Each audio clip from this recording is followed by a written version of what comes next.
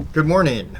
We had a short meeting this morning. Actually, it was long. We went through our language arts today with the Choose Your Own Adventure. Make sure you go to the language arts page, and I will have a step-by-step lesson video on how to create your Choose Your Own Adventure. Our big news tomorrow we have Melissa Fry, or I think it's Frey, will be visiting us at 1 p.m. on via Zoom to give us a science weather lesson on air pressure. I'm hoping you can join us for that. We will have a short meeting tomorrow morning at 9 a.m., but only if you have questions on your projects and your work, since we have a longer meeting in the afternoon. If you have any questions, make sure you email me. I'll be tapping birch trees this afternoon, and I'll have those videos up later today. And hopefully, I'll see you tomorrow during the weather lesson. Have a good day.